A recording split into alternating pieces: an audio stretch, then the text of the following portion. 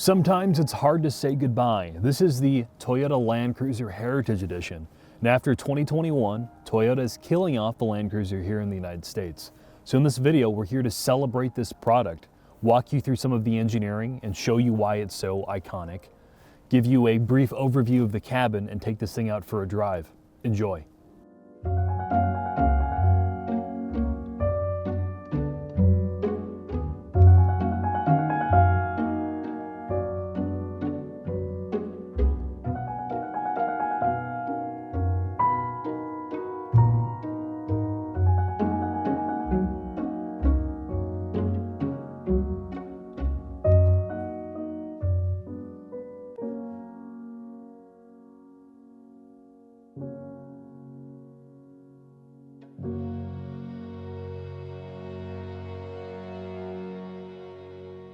Inside the Toyota Land Cruiser, this is the Heritage Edition, which is supposed to celebrate over 60 years of the Land Cruiser nameplate.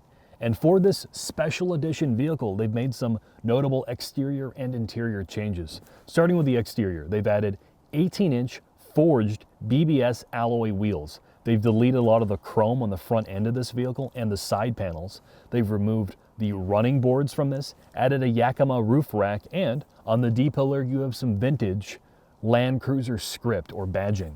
On the interior, they made some changes with some of the piping and upholstery for this cabin. They've deleted the third row and deleted the cool box in the center armrest. So with that out of the way, let's talk about the ergonomics and practicality of this cabin.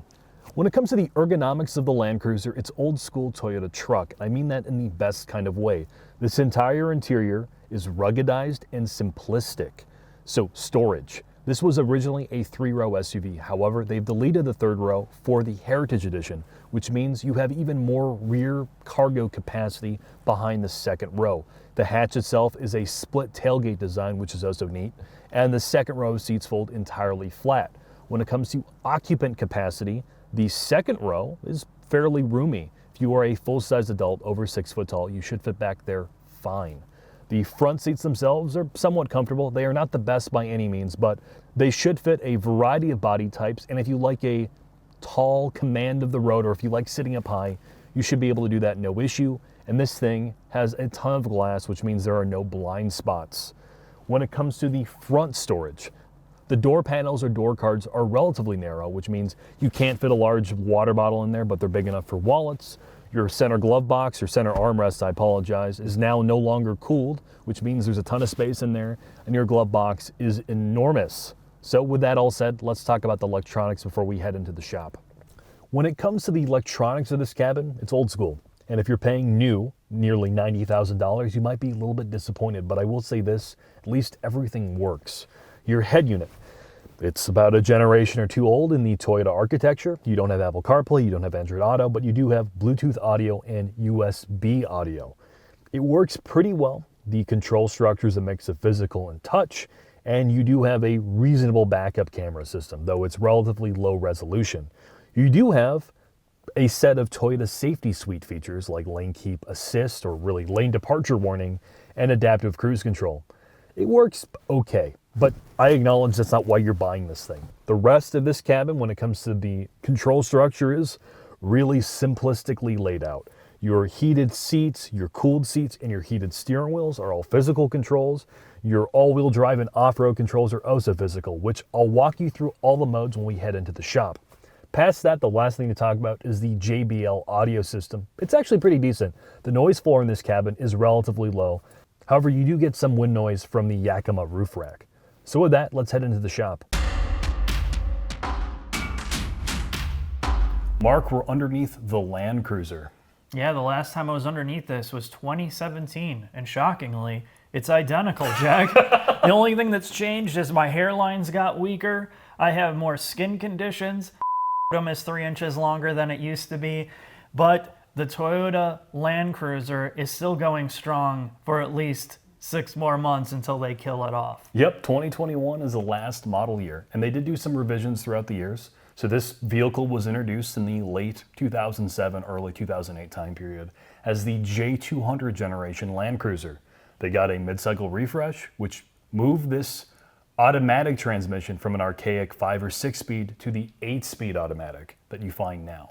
And this is loosely based on the Toyota Tundra architecture. It's been shortened, switched around because it's not a pickup truck. And strengthened at least a little bit, and they added a ton of skid plates to this. I mean, honestly, Mark, this is an old school truck with not a lot of problems, right? Yes, Toyotas do rot out, and the 5.7 liter apparently at a higher mileage has some head gasket issues, but there's a reason these things hold their value. Everything's mechanical and everything works, including KDSS.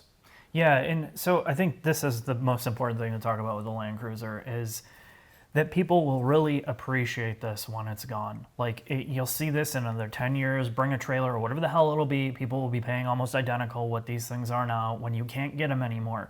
Because things like KDSS, which is its disconnecting sway bar system, is all hydraulic. There's not 20 ECUs running, it's just basically mechanically. If you drop a wheel, it disconnects the sway bar, the lines run to the front, to the back. The only thing you have to do is bleed that system. And there's something about that. The fact that you know that you could park this, work on it on your own, and not have to worry with it, have a ton of headache. And you get in America, you get the 5.7 liter V8, which I don't think anywhere else gets that. Yeah, and the nice thing about the 5.7 liter is the fact that A, it makes more power than the smaller displacement engines outside of this country. It doesn't have cylinder deactivation. It's going to be fairly reliable, and it makes pretty good horsepower, almost 400. Yeah, and when we get in the drive, we'll talk about that. But again, this is exactly the same as the video I did in 2017. So it's just everything's steel. You have double wishbone front. You have a live axle rear, but you have coil springs versus leaf springs. It rides the same to me. It feels the same. It's just one couple model years later. And you still have the center locking differential from Torsen and all the drive modes. So you have the crawl mode, which is basically their off-road cruise control, which when you have it in 4-low, you can also change the drive mode around from like mogul mode, rocks and sand, mud, all that other fun stuff. And it does do a better job helping you keep this vehicle moving off-road. And it has some type of nostalgic charm to the way that it looks and feels. It's not a modern vehicle. And that's also why people love it. It doesn't have the gimmicks. It doesn't have all the things that people are like, oh, how big's my screen? How big's this? What tech does it have? That's not what this is about. And that's why I like it, even though I'm not, this is never something that I would own, but that's why I appreciate it so much. It's a niche product. It is hyper expensive. This thing's like $87,000. Yeah, which is ridiculous. Which, to a regular person, the fact that it doesn't have things like Apple CarPlay, Android Auto, the interior is dated, they're not going to understand, but there's a good reason that these things are worth the money they are in the used market. And like I said, in 15 years, this is not going to lose its value. Yeah. As long as there's no regulations that kill off driving it, people are going to have this on the road for the next, gajillion years. Yeah. So with that, Mark, let's take this thing out on the road. All right.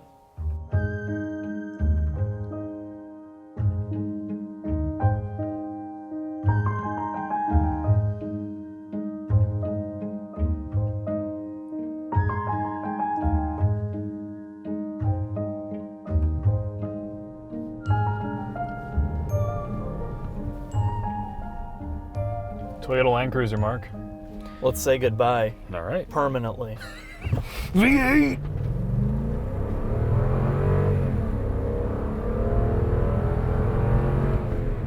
I'll miss that.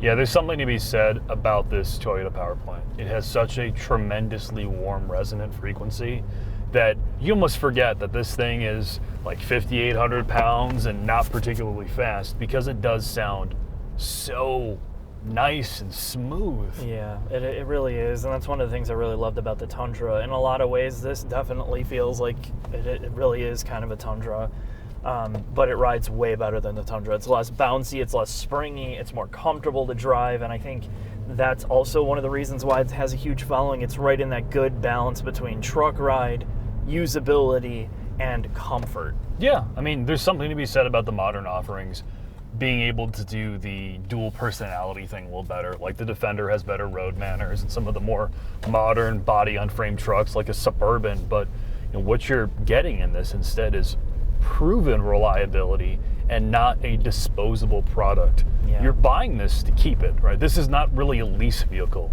You're buying this to keep for 10 years, 15 years, potentially even longer. And if you're doing that, a lot of this in the interior is pretty timeless. It's very straightforward, and when you get out here in the snow, which is our closest thing to off-roading where we live, it's extraordinarily capable. The very things that I know that people love about this are a lot of the things that I hate about it, though. I can't. I think about, because how much is this? 80,000? Almost 90 grand. Okay, so this is a lot of money. Oh, it's an enormous amount of money. And, I think about, okay, look at all the luxury SUVs we get in and out of. And granted, some of them are not as capable as this, not as durable. They're not going to last as long. There's more gimmicks. But they drive better and they ride better. They're quieter. The electronics are better. Basically, every single thing you use on pavement in terms of handling as well, they're way better choices than this. But most of those, we're not going to be having a discussion about those in 3, 5, 7 years.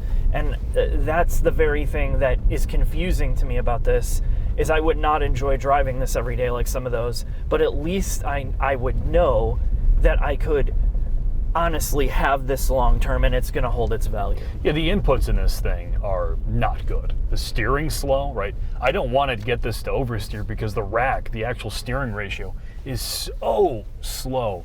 You have no feedback from the wheel. It gets blown around at higher speeds. It's not particularly fast. It doesn't stop well. But again, right? You're buying this because you love old school Toyota products, right? Yes, this has the 8-speed automatic and it's pretty lazy, but this thing does everything it's supposed to. And I mean, what else can you buy that that's going to last like this other than like the 4Runner? Well, all the Toyota and Lexus products that people go nuts about, really this is just an extension of all those. It's, again, right? I mean, this is a broken record. The realities of ownership for this are less glamorous than people's perception of this. It's cool to the people that know what it is and appreciate what it is, and then to everybody else, it just looks like a big Toyota truck. Yeah, big Toyota truck. That's a lot of money. That's a lot of money. Yeah. I will miss this when it's gone, and I think Toyota's new direction, getting away from V8s, going to a turbocharged application in the Tundra, really does make me sad. And I don't know how the Toyota buying population is going to feel about their new direction with their products. Yeah, this is the crazy part about being in this world of driving and testing all these products that we know are short for this world. We know this is going to be gone. And right now I'm kind of like, I don't appreciate it at all. Because one, it's a press car. Two, I know you can still buy it. There's a lot of them out there. But that tune changes over time. You soften to it. And I think when we get in cars that are full of every single thing that has a screen to interact with, that the physical control part of it, that tactile and control part of it, disposable. When that replaces this completely, I'm going to get in here and think, why was I so hard on this? And that's the truth of it. So Mark, with that, let's get into the final thoughts. All right, Jack.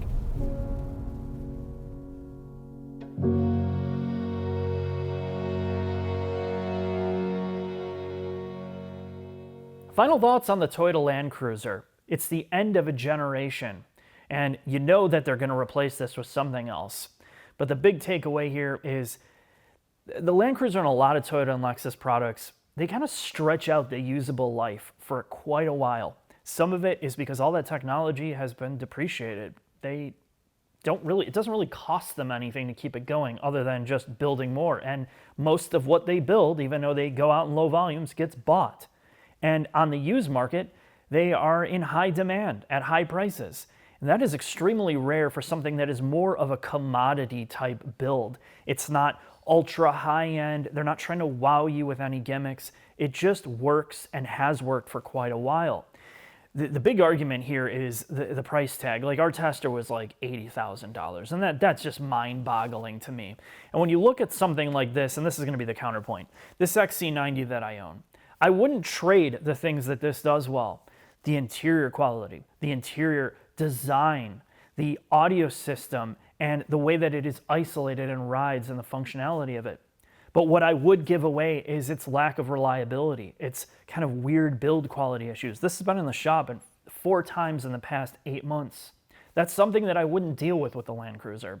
I wouldn't have to deal with this losing 70% of its value because it's so ridiculously expensive to fix. And I think That's where Toyota and Lexus, at least with their trucks and bigger SUVs, have found this magic potion for people that love that. And I gotta tell you, once this generation moves on and we get into more complicated engine, transmission design, electronics, we're gonna miss this. And we talked about that on the drive. I feel like, well, people aren't clamoring for these right now. In a couple years, you're gonna wanna get your hands on a used one. If you can't afford one new, get one before the prices get insane. You're gonna love and appreciate the things that it does well, but of course, you're gonna have to make excuses for the things that it doesn't do so well. But that's life when you're into these types of Toyota products. Thanks for watching. I'll see you next time.